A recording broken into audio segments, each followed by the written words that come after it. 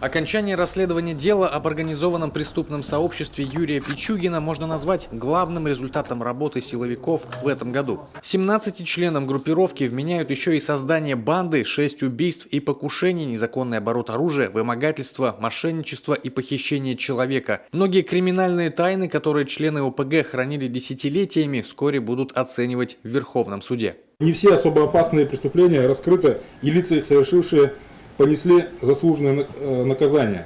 Это наша, безусловно, душевная боль и наша несомненная ответственность перед гражданами республики.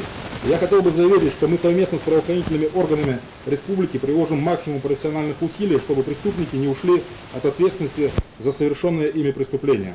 Министр внутренних дел Виктор Половников высоко оценил уровень взаимодействия не только по громким уголовным делам, но и в каждодневной работе. Я могу так сказать, что на сегодняшний день не проходит ни дня, включая выходные и праздничные, где бы наши сотрудники не работали вместе. Это выезда на места происшествия по убийствам, это выезда на другие происшествия, это обсуждение совместных материалов, возбуждение, расследование, оперативное сопровождение уголовных дел. Все это наша совместная работа, которая каждый день нами проводится.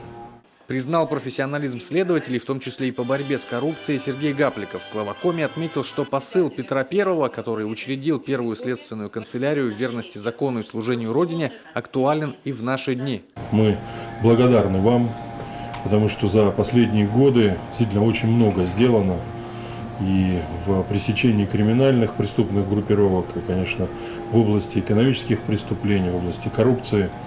И это позволяет республике двигаться вперед, достигать определенных результатов. Конечно, не все так просто и не все гладко, но тем не менее нам, органам власти, это позволяет выполнять задачи, поставленные президентом. В том, чтобы наша республика развивалась и повышалось качество уровня жизни населения в регионе. Традиционно в День сотрудника следствия самые достойные получили заслуженные награды. Отметили почетной грамотой в победе на республиканском конкурсе и моего коллегу, автора и ведущего программы «Крик» Эдуарда Бушуева. Евгений Стокас, Артем Соколов, телеканал Юрган, Сыктывкар.